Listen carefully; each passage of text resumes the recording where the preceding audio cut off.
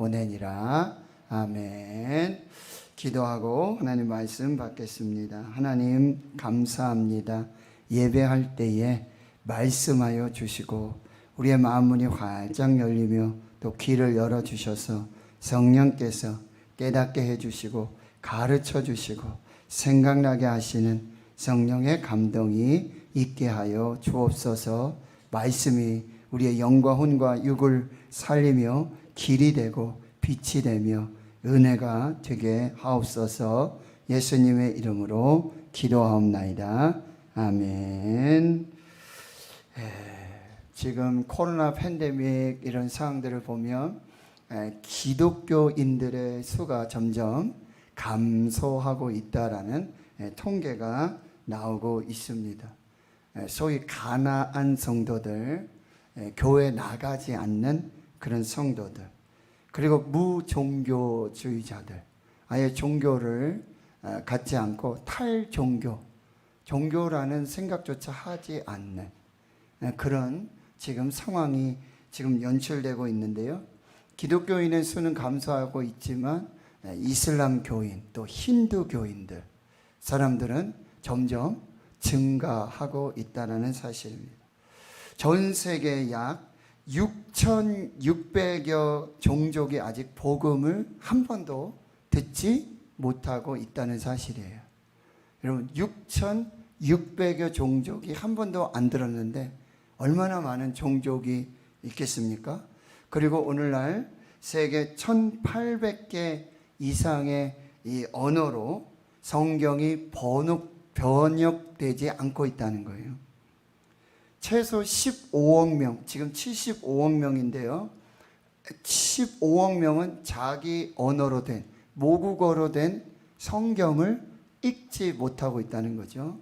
번역이 안 됐으니까. 우리나라 같은 경우에는 지금 불과 한 130여 년 정도잖아요. 그렇죠? 그 사이에 이 자국어로, 모국어로 된 성경이 번역되고 지금 뭐 전 세계에 이 메가처치, 아주 큰 교회 중에 1위는 뭐 한국에 있다라고 얘기하지 않습니까? 참 급속도로 이 종교 기독교가 성장하고 부흥했던 것이 사실입니다. 그러나 이제 점점 이 부흥의 때가 지나고 점점 쇠퇴하고 정체하고 지금 어떻게 해요? 오히려 뒤로 가는 그런 역행이 지금 일어나고 있다는 사실이에요. 코로나 팬데믹 속에 지금 3년여 동안 교회에 인도되고 전도되어져서 교회에 나온 사람들보다는 교회를 떠나간 사람이 더 많다라고 하는 거죠. 출산율의 감소, 또 학업, 여러 가지 상황 속에 여러분 다음 세대 교회학교 어린이들의 수, 교회학교가 점점 문을 닫고요. 교회학교가 학생 수가 한 명도 없는 교회들이 점점 늘어나고 있다라는 사실이에요. 참 안타까운 사실인데요. 이제 오늘 본문 이 사도행전 13장은 이 사도행전에서 아주 전환점과 같은 그런 역사가 기록되어져 있는 곳인데요. 이 교회에서 최초로 이 전도를 목적으로 복음 전파를 목적으로 사람을 파송한 그런 역사를 기록해 놓고 교회가 없는 곳에 교회를 세우는 그런 시작이 이 사도행전 13장에서부터 시작되고 있다는 거예요. 그 교회 이름은 안디옥 교회이고요. 그리고 첫 번째 파송 선교사 전도자는 이 바나바와 바울이라고 오늘 성경은 기록해 있고요. 그 다음에 이제 그 복음이 육지 이스라엘 이 육지 본토를 떠나서 해외로 이게 나가게 된 그런 최초의 역사적 사실들이 오늘 사도행전 13장에 기록이 되고 있다라는 사실입니다. 저와 여러분이 여러분 복음을 처음 들었을 때 혹시 기억이 나십니까? 물론 이제 부모님들께서 예수를 믿으시기 때문에 자연스럽게 자녀들이 믿기도 했지만 그러나 아무도 믿지 않는 가운데서 나 혼자 이렇게 복음을 받아서 믿게 된, 그래서 교회에 나가고 되고 세례를 받고 또 구원을 받고 생활을 하게 되는 그런 경우가 있지 않습니까? 누군가 전해주었다는 거죠. 누군가가 전해준 사람이 있었다는 거죠. 그것을 듣고 믿고 그리스도인이 되어서 영생과 구원을 얻게 되었다라는 사실이에요. 자, 오늘 13장 1절에서 3절을 먼저 한번 살펴보겠습니다. 안디옥 교회에 거기 교회 구성원들 중에 선지자들도 있었고 교사들도 있었고 또 성도들도 있었고요. 그 사람의 명단이 이 바나바는 여러분 사도행전에 이 예루살렘 교회에 그리고 이 사울을 잘 인도해서 예루살렘의 그 사도들과 이렇게 관계하고 성도들 사이에 교회 안에 잘 정착되도록 이렇게 조력을 해줬던 위로의 아들, 위로자. 그래서 요셉이라고 하는 바로 이 바나바. 근데 이 사람이 안디옥 교회의 이제 지도자로 파송을 받아서 이제 바울과 사울과 함께 이 안디옥 교회를 이제 목회하고 있었던 그 안디옥 교회의 이 담임 목회자 같은 아주 중요한 영적 지도자, 리더입니다. 그리고 니게르라는 시몬, 니게르에서 여러분 영어 니그로가 나왔어요. 흑인. 그러니까 이 교회는 이방 족속들이, 이방 사람들이 이제 설립한 교회인데 외국인들, 흑인들도 있었다는 사실이고 그 사람이 뭐예요? 지도자, 영적 지도자의 위치에 리더에 있었던 그런 것을 볼 수 있어요. 또 구레네 사람, 이 구레네 사람은 여러분 애굽으로 내려가는 이 에디오피아 이쪽 구레네 지역 사람을 말하고요. 분봉왕 헤롯의 젖동생 마나임, 왕족도 예수를 믿고 귀족이죠. 예수를 믿고 이제 복음을 받게 되고 또 사울, 이 사울은 이제 바울이 되기 전 사울의 이름. 이 사울은 유대식 이름이고요. 그 다음에 바울은 이제 헬라식, 로마식 이름이에요. 근데 사울이 이방인의 사도로서의 그 사명을 감당하기 위해서 그 다음부터는 이 히브리식, 유다식의 사울이라는 이름보다는 자기가 바울이라는 이름으로 헬라, 로마, 이방인들을 만나면서 나 바울입니다 라고 이야기하면서 그렇게 복음을 전하게 되죠. 안디옥 교회는 굉장히 이방인의 이 교회로서 굉장히 다양한 계층과 또 인종들 그리고 다양한 어떤 문화 그 다음에 교육 이런 부분에 이렇게 융합적인 그런 교회임을 볼 수가 있어요. 2절에 보니까 주를 섬겨 금식할 때에 성령께서 여러분 하나님을 예배하고 하나님 금식할 때 성령께서 역사하십니다. 성령께서 말씀을 주세요. 성령께서 감동을 주세요. 그래서 결국 어떻게 합니까? 내가 불러 시키는 일을 위하여. 여러분 성령께서는 아주 특별한 목적으로 일하실 때가 많아요.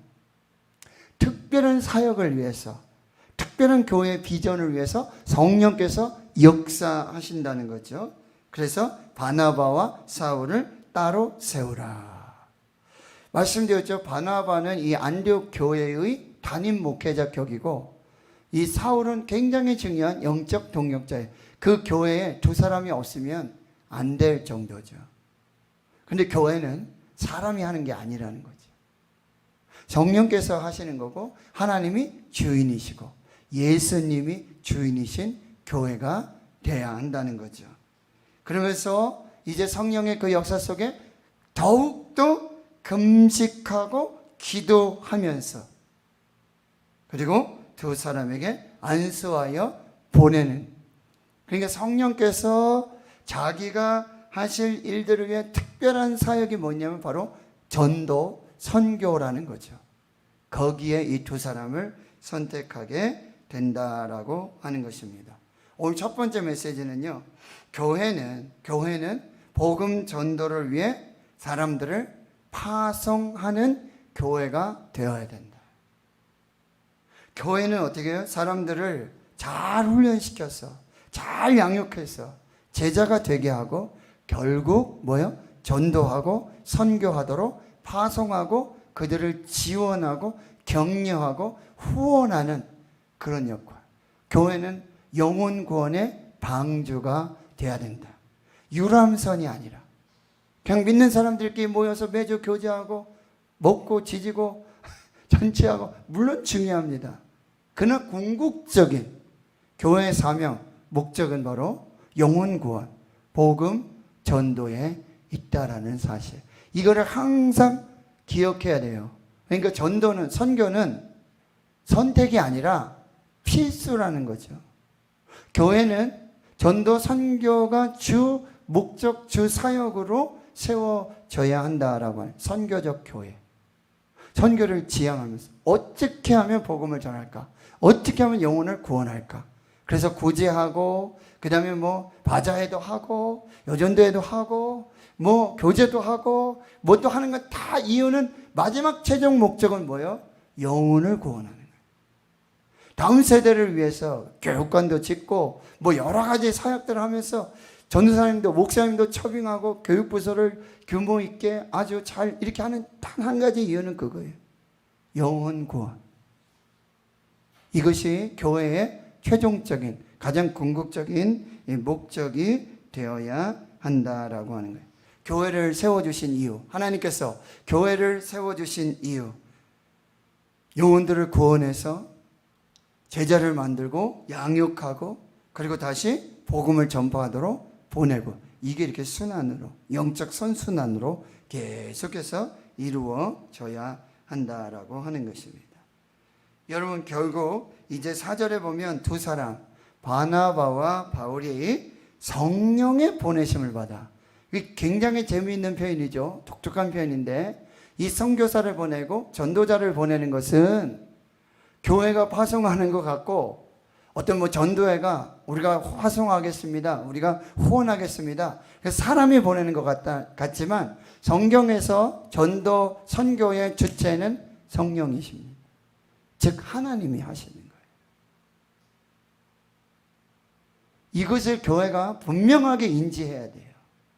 우리 교회가 어디 교회에다가 어느 나라에다가 어느 지역에다가 교회 하나 졌다, 선교사 몇 명 파송했다, 교회가 하는 것이 아니라 하나님께서, 성령님께서 교회를 통하여 하시는 것입니다. 선교, 전도의 주체는 하나님이세요. 성령님이시라는 거예요. 그래서 이 두 사람을 보낸 사람이 누구라고요? 성령의 보내심을 받아. 이게 진짜 선교예요. 이게 진짜 전도고요. 그래야 능력이 나타나고 역사가 나타나고 실패해도 계속 가는 거죠. 상황이 되고 형편이 돼서 하는 게 전도가, 선교가 아니라는 거예요. 자, 그래서 이제 4절에 보면 실루기아로 내려가는데, 여기는 항구를 이제 안디옥에서, 육지에서, 내륙에서 이제 이 실루기아 항구 쪽으로 와서 배를 타고 구브로로 간다. 이렇게 구브로. 여러분, 사이프러스라고 지금 얘기하죠. 구브로. 이게 로마 제국령이었고 거기 총독이 있었고요. 그리고 많은 이방인들도 있었고 유대인들도 있었고, 그리고 이 구브로는 이 바나바의 고향이에요. 바나바의 고향. 그러니까 어쩌면 자기가 좀 잘 알고 익숙한 그런 곳으로 먼저 선교를 떠나고 있다는 거죠. 거기 이제 구브로로 들어가서, 그 섬으로 들어가서 살라미에 이르러서 하나님의 말씀을 유대인의 여러 회당, 여기서 유대인의 여러 회당, 역시 이제 복음을 전할 때 이제 익숙한 유대인들, 그리고 회당은 당시 디아스포라 유대인들이, 흩어진 유대인들이 이제 10명 이상 모이면 회당을 지을 수가 있어요. 거기 이제 안식일마다 모여서 말씀을 읽고 기도하며 교제하는 그런 이제 관계, 문화가 형성되어 있다라고 하는 거죠. 그래서 거기 가서 요한, 이 마가 요한입니다.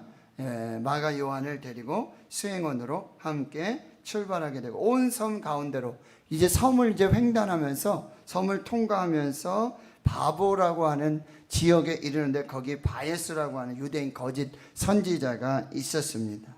근데 이 사람은 장시 총독인 서기오 바울을 막 거짓으로 이렇게 유혹하고 하면서 복음을 받지 못하도록 그런 일들을 하게 되어지는 거죠. 그런데 9절에 바울이 라고 하는 사울이, 여기서부터 이제 사울이 바울이 돼요. 이름이 바뀌어요. 바울이라고 하는 이름이 먼저 나오게 되고, 성령 충만해서 모든 거짓과 악행이 가득한 자 마귀의 자식이요 모든 의의 원수요 주의 바른 길을 굽게 하기를 그치지 아니하겠느냐. 예, 그러면서 지금 이 전도 선교는 한마디로 뭐냐면 영적 전쟁이에요. 여러분, 우리가 이렇게 전도하기로 또는 복음을 전하기로 약속하고 그러면 꼭 날씨가 이상하고 무슨 일이 생기고 만나자고 철석같이 전도하려고 만나자고 했던 사람이 갑자기 일이 생겼다 그러고 다음에 만나자 그러고 안 만난다 그러고 많이 경험해 보셨죠? 요번 추석에는 요번 설에는 꼭 가서 전도하려고 그러는데 그렇게 복음을 받기로 했는데 이게 다 흐트러지고 괜히 막 안 싸워도 될 일 가지고 싸우게 되고 대판 막 일이 일어나고 이게 영적 전쟁이라는 거예요. 이를 항상 기억하고 전도 선교해야 한다라고 하는 것입니다. 그래서 이제 11절에 보면 주의 손의 역사로 말미암아 이 맹인이 되는 그런 역사들이 나타나게 돼요. 그리고 그 일들을 보면서 12절에 총독이 이제 보고 믿게 되고 주의 가르치심을 놀랍게 여기는 역사들이 나타나요. 오늘 첫 번째 메시지는요, 교회는 선교적 교회, 이 복음을 전하는 것, 영혼 구원의 이 사명을 반드시 감당해야 한다라고 하는 것이죠. 그래서 사람들을 훈련시키고 그리고 제자를 만들고 그리고 파송하고 지원하고 그래서 가는 선교자, 선교사도 있고 보내는 선교사, 현장에서 전도하는 선교사도 있고 기도하는 선교사, 다양한 종류의 전도와 선교의 사명을 감당하는 교회가 돼야 되고요. 말씀드렸죠. 교회는 반드시 영혼 구원, 이 목적의 이 사명을 감당해야 한다라고 하는 것입니다.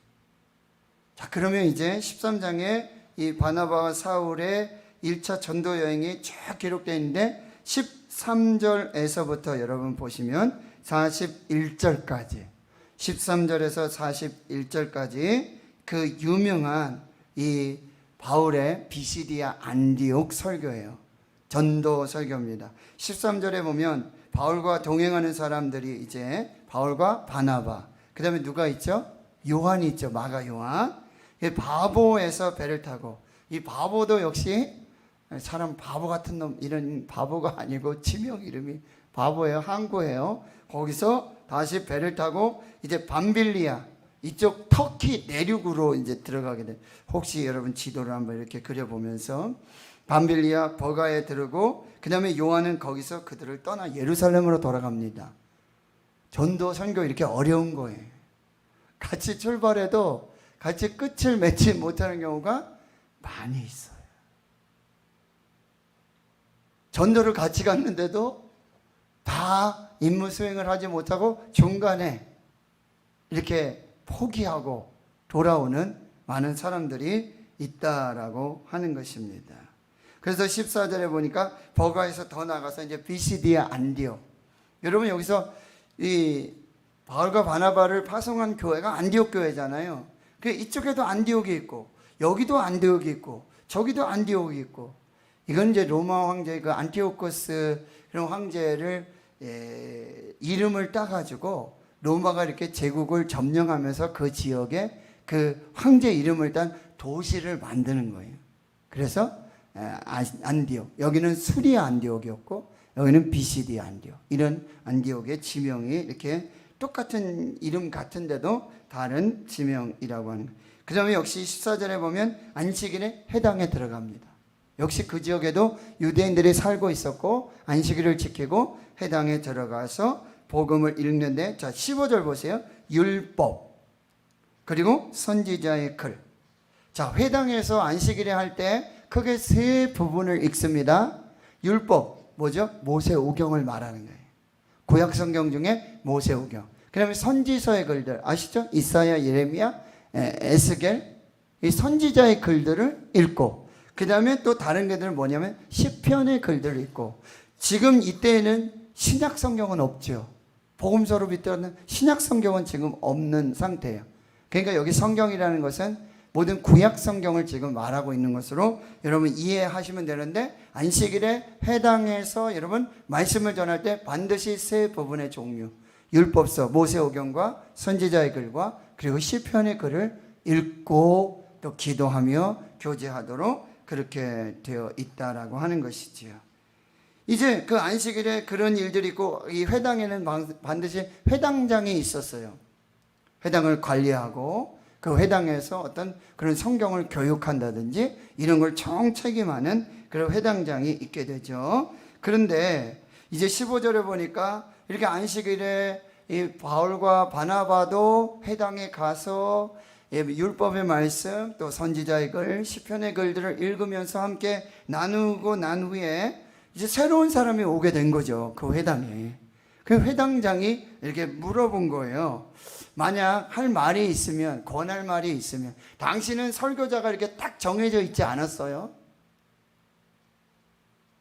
회당장이 전할 수도 있고, 그 회당에 그런 율법 교사가 전할 수도 있고, 또 특별히 본인이 어떤 성경적인 지식을 가지고 배경을 가지고 전하고 싶은 사람이 전할 수 있었어요. 그러니까 지금 바나바와 바울이 함께 있으니까 당신들이, 형제들이 혹 전할 말이 있으면 한번 전해 보시오. 그렇게 하니까 16절에 바울이 일어나서 손짓하며 말하고 있는 거예요. 그리고 이스라엘 사람들아, 하나님을 경외하는 사람들아, 유대인들에게 지금 아주 정확한 이 경외의 호칭들을 쓰면서 설교를 시작하고 있는데, 여러분 41절까지의 내용이 무엇이냐면요, 바로 이스라엘의 역사를 여러분 아주 요약해서 잘 설명해 주고 있고, 구약 성경으로부터 여러분 메시아가 오실 것이라는 그런 예언들, 그리고 이제 그리스도로 성취가 됐고, 빌라도에 의해서 이제 십자가에 못 박혀 죽게 됐고, 그리고 죽으신 후에 바로 부활하여서 살아나셨다라고 하는 이 성경을 근거로 해서, 구약 성경을 근거로 하면서 정확한 예수 복음, 십자가의 복음을 지금 전달하고 있다라고 하는 거예요. 그리고 아주 정확하게 당시 유다 해당에서 전하고 있는 이 율법들, 그리고 선지자의 글들, 시편의 글들을 아주 적절하게 인용을 하면서 지금 구약의 예언으로부터 오는 예수 그리스도, 십자가에 죽게 되시고 부활하시고 그런 놀라운 역사들, 그걸 아주 정확하게 전달하고 있다는 거예요. 성경 66권, 물론 지금 신약 성경은 없지만 전체 성경을 한쪽으로 치우침 없이 아주 정확하게 이 복음을 전하고 있다라고 하는 거예요. 자, 보세요. 그러면 우리가 전도할 때, 복음을 전할 때 무엇을 전해야 되냐? 무엇을 근거로 해서 전해야 되냐? 바로 말씀을 증거로 해서, 성경을 근거로 해서 복음을 전해. 가서 물론 내 경험을 이야기할 수 있죠. 내가 어떻게 예수를 믿게 됐고, 하나님 믿게 되면서 어떤 기적이 있었든지, 뭐 병의 고침을 받았다든지, 무슨 놀라운 역사들, 기적의 역사들 충분히 간증할 수 있어요. 그런데 그것보다 더 중요한 것은 뭐예요? 성경을 통해서 전해야 된다.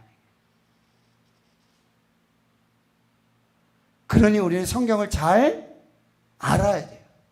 읽고 묵상하며 잘 배워야 돼요. 그런데 단순히 그거는 뭐예요? 자기의 지식을 아주 고상하게 높이기 위한 성경 지식이 아니라, 지금 바울이요, 자신의 아주 그냥 성경 지식을 자랑하느냐고 율법서에서 선지사, 시편 이 글들을 해서 구약으로부터 예언으로부터 해가지고 쫙 내 지식이 이 정도입니다. 여러분 잘 모르시죠? 나는 이 정도, 이렇게 전하지 않았다는 거예요. 물론 내용은 그렇지만 그 핵심은 뭐예요? 바로 복음을 전하고 있다는 거예요. 복음을 전할 때는 반드시 성경을 통해서, 말씀을 통해서 이 복음을 전해야 한다라고 하는 거예요. 지금 바울은 성경 전체를 관통하고 있는 하나님께서 메시아 예수 그리스도를 보내주시고 그를 믿는 믿음을 통해서 구원과 죄사함의 용서를 베풀고 계신다는 사실을 성경을 통해서 그 근거로 정확하게 지금 전하고 있다는 거예요. 이 BCD 안디옥 설교는 성경이 뒷받침되지 않고서는 전할 수 없는 것이고요. 그리고 반드시 그 다음에 뭐예요? 믿음의 선택이 필요하다는 거예요.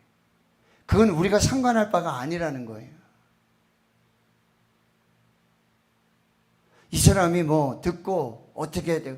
이거를 우리가 염두에 두고 그러는 것이 아니라, 여러분 사도 바울은 자신의 이 고린도 전서에서도 후서에도 보지만 자신의 어떤 전도함의 능력이 자신의 지식이나 말을 잘해서 하는 것이 아니라 뭐요? 성령의 능력으로 나타나는 거라. 하나님의 말씀을 전하면, 복음을 전하면 성령께서 역사하셔요.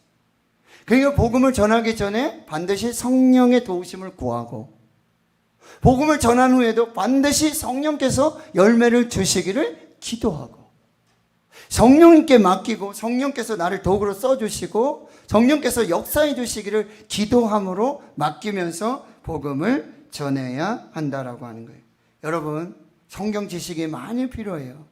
많이 읽고 많이 배우고 많이 여러분 묵상하셔야 돼요. 근데 단순히 나의 성경 지식을 끌어올리고 그러기 위해서 성경을 읽지 말고 내가 어떻게 하면 복음을 전할 수 있을까? 여러분, 언제까지 이게 성경책 다 들고 다니면서 그럴 수 없잖아요. 특히 성경을 들고 다니면서 전하지 못하는 지역도 너무 많잖아요. 성경책만 보여도 잡혀간단 말이에요. 끌려가요. 감옥에 가요. 그럴 때는 어떻게 전해야 돼요?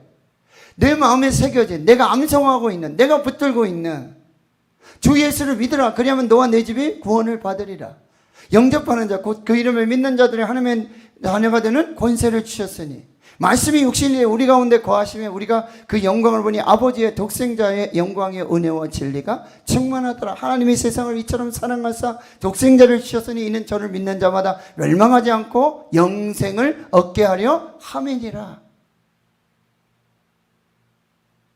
내 마음에 새겨진, 내가 붙들고 있는 이 복음, 말씀을 전해야 한다라고 하는 것입니다.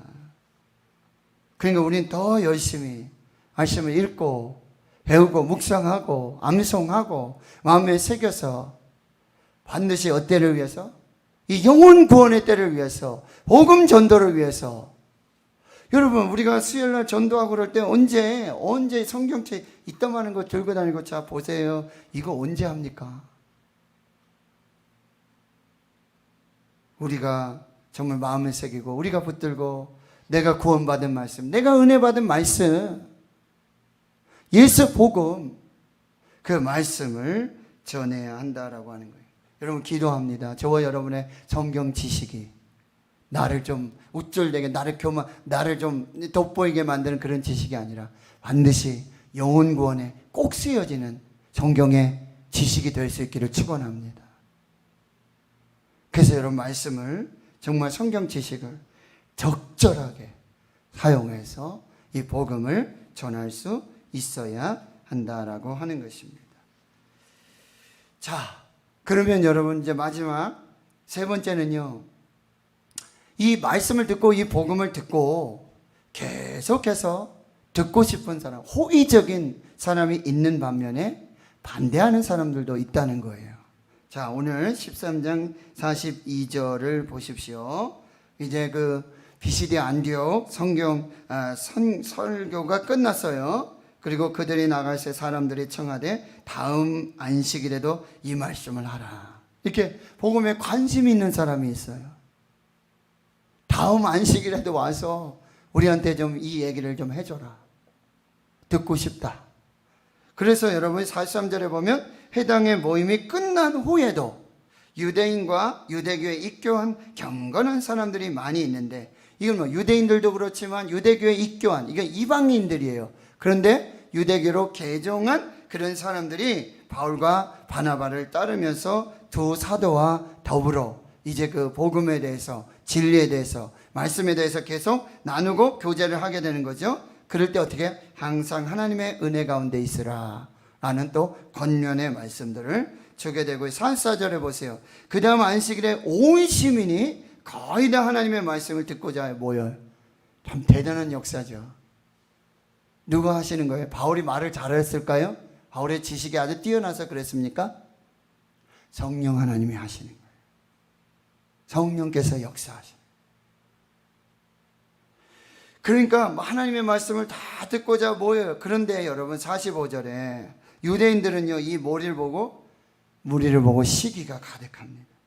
바울이 말한 거 반박하고 비방하고 있다라고 하는 거예요. 여러분, 이 바울의 설교에 대해서 지금 아주 다양한 반응들이 일어나고 있죠. 굉장히 호의적으로 다음 안식일에도 좀 얘기를 해 주십시오. 그때 요때 요 말씀 요거는 무슨 의미입니까? 좀 풀어서 얘기해 주세요. 이렇게 교제하면서, 그리고 말씀을 들으려고 안식일에 그렇게 사람들이 모여드는 이 반면에 뭐요? 유대인들은 시기하고 반박하고 비방하는 그런 일들의 역사가 나타나는 거예요. 여러분, 이것은 영적 전쟁이라는 의미죠. 영적 전쟁이에요. 그러니까 바로 성령의 역사를 구하며 믿음으로 기도하면서 이 복음을 전해야 한다라고 하는 것입니다. 그래서 여러분 46절 47절에 바울과 바나바가 담대히 말합니다. 하나님의 말씀을 마땅히 너희에게 먼저 전해야 되는데 너희가 그것을 버리고 영생을 얻기에 합당하지 않은 자로 자처하기로. 이 유대인들에게 지금 복음을 전하는데 유대인들이 그 말씀을 받지 않는 거예요. 그러니까 우리가 이제 이방인에게로 가겠다 하시면서 47절에 주께서 이같이 우리에게 명령해. 우리는 이 근거를 가지고, 이 말씀의 근거를 가지고 내가 너를 이방의 빛으로 삼아 너로 땅끝까지 구원하게 하리라. 이사야 선지자에게 주셨던 말씀이에요. 지금 유대인들에게 내 동족, 내 혈육, 그들에게 지금 복음을 전하는데 그들이 복음을 받지 않았을 때 어떻게 돼요? 이방인들에게 내가 복음을 전할 수밖에 없다라고 말해요. 여러분, 우리가 가장 먼저 복음을 전해야 될 대상이 누굽니까? 형제, 자매, 부모, 아직 믿지 않는 혈육. 여러분 꼭 기억하셔야 돼요. 목사님 지금 몇십 년을 하고 있는데 그래도 포기하시면 안 돼요. 혈육. 바울은 항상 이방인의 사도였지만 항상 먼저 유대인의 회당으로 갔어요. 자기 종족, 자기 민족, 자기 형제를 잊을 수가 없어요. 그래서 로마서 9장에는요, 내가 정말 모세도 그랬잖아요. 내 이름이 지어질지언정, 생명책에서 내 이름을 지어주실지언정 이 백성 이스라엘이 구원을 받아야 되겠습니다. 여러분, 우리의 형제, 친지, 자매들을 절대로 포기하시면 안 된다라고 하는 것입니다. 그런데 48절에 이방인들은 이 말을 듣고 얼마나 기뻐합니까? 하나님의 말씀을 찬송하고 그리고 영생을 주시기로 작정된 자는 다 믿더라. 여러분, 성령께서 역사하시는 대로 믿음으로 구원을 받는 역사들이 나타나고요. 49절에 주의 말씀이 그 지방에 두루 퍼지게 되더라.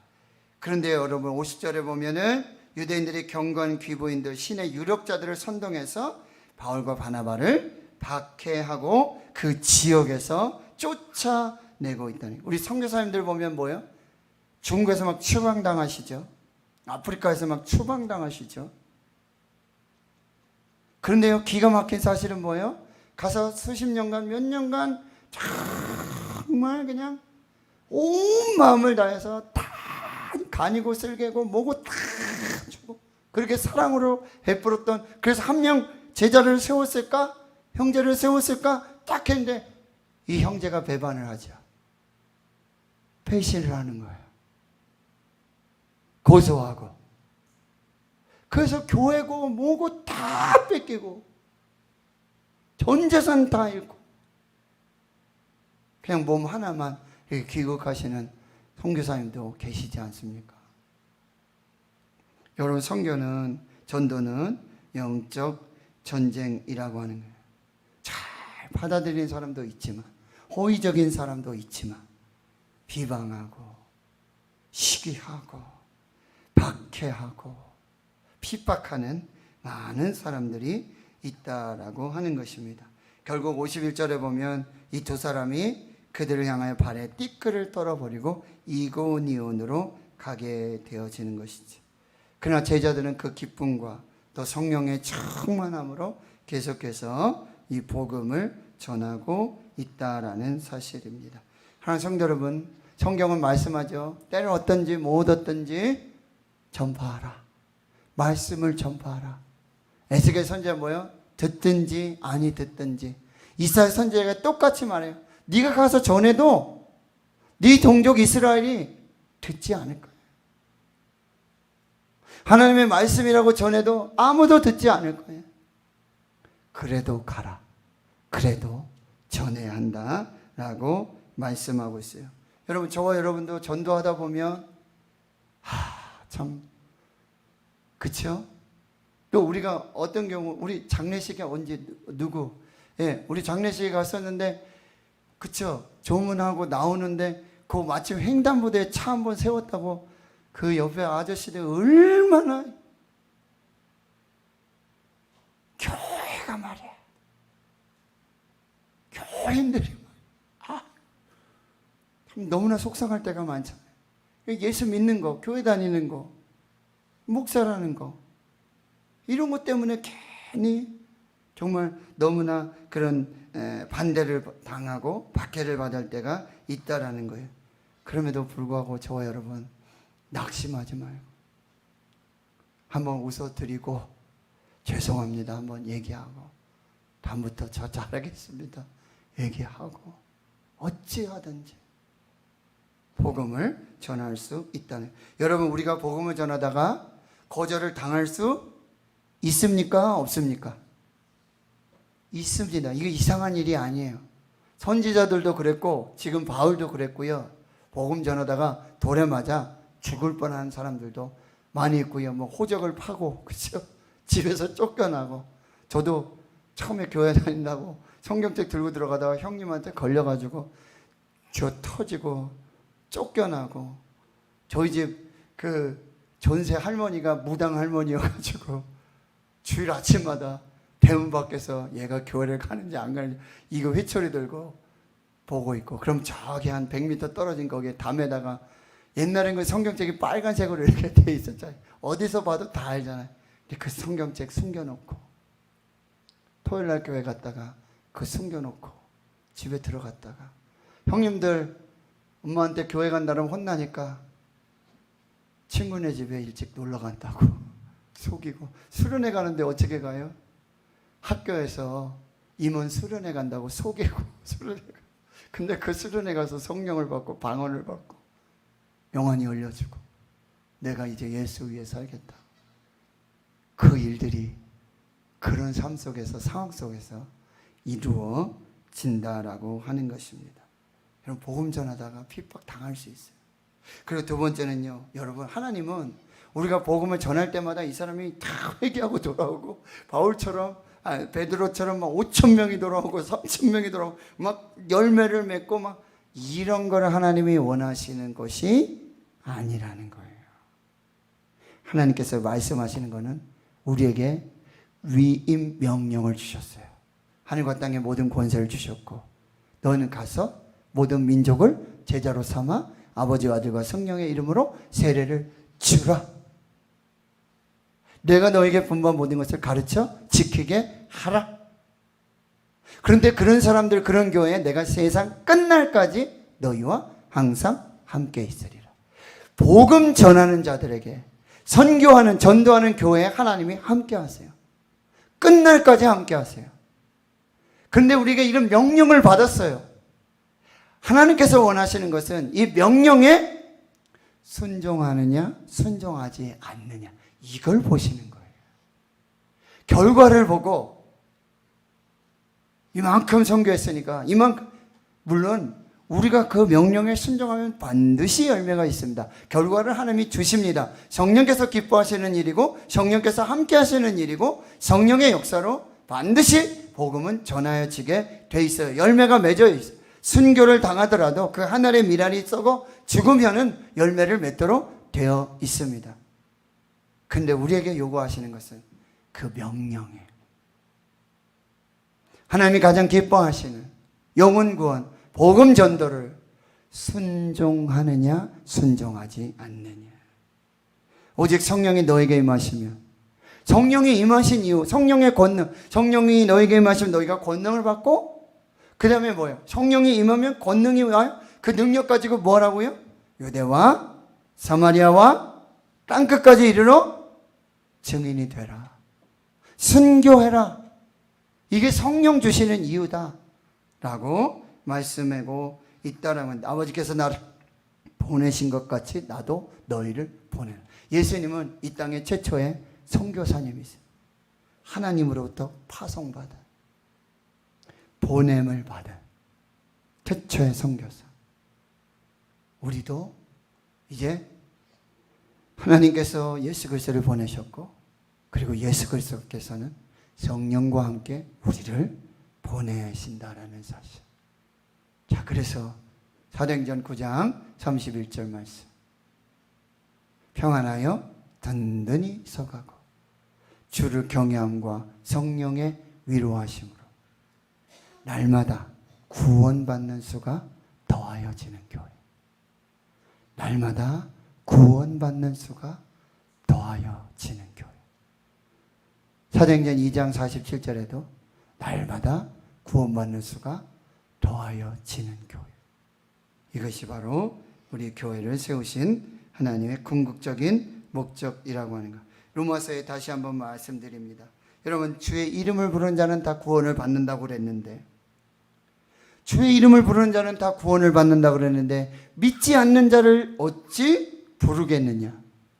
그런데 듣지도 못한 자는 어찌 믿겠느냐? 전파하는 자가 없는데 어찌 듣겠느냐? 보내심을 받지 않았는데 어떻게 전파하냐? 무슨 얘기예요? 보냄을 받고 전파하면 듣고 믿어서 구원에 이른다는 거죠. 최초로 어떻게 돼요? 가야 된다. 보냄을 받는. 그래서 산을 넘는 자들의 발길, 복음 들고 산을 넘는 자들의 발길이 얼마나 아름답냐라는 찬양을 하게 되어지는 것이죠. 사랑하는 성도 여러분, 오늘 내가 아는 사람 중에 혹시 아직 잊어버린, 혹시 복음 전하시다가 포기하고 나는 왜 이렇게 참 안 될까? 누구는 딱 전하면 다 된다고 교회로 인도하고 전도하고 다 하는데 왜 이렇게 나는 안 될까? 그래도 포기하지 마시고, 여러분 정말 한 영혼이라도, 내가 한 영혼이라도 하나님 앞에서 복음으로 구원할 수 있는 그 사명을 잘 감당할 수 있는, 그래서 여러 가지 방법도 있어요. 만나기도 하고 카톡도 하고 이메일도 하고 전화도 하고, 그리고요 뭐 선물도 주고 뭐 여러 가지 방법이 있죠.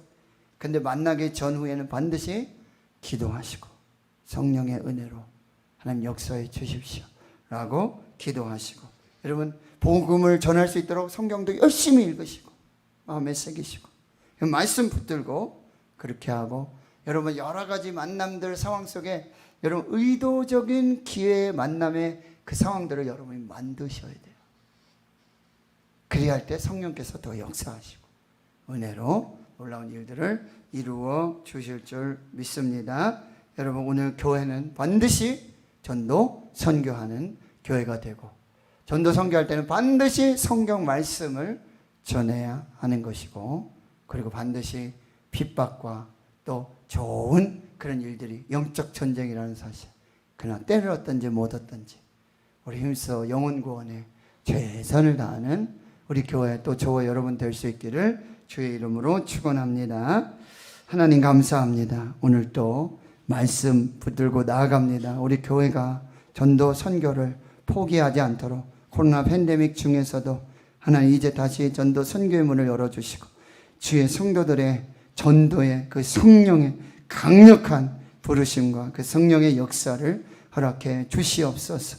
하나님 또한 우리가 말씀을 마음에 새기고 예수 그리스도 이 복음의 말씀을 전할 수 있도록 내 자랑, 내 지식 하는 내 능력으로 하는 것이 아니라 복음으로, 말씀으로, 성령의 능력으로 감당케 해주시고, 또 많은 핍박과 박해와 그런 어려움 중에서 포기하지 아니하고 때를 얻든지 못 얻든지 하나님 이 영적 전쟁을 승리하는, 그리하여 날마다 구원받는 수가 더하여지는 우리 교회, 우리 모든 성도들 되게 해 주시옵소서. 예수님의 이름으로 기도하옵나이다. 아멘. 505장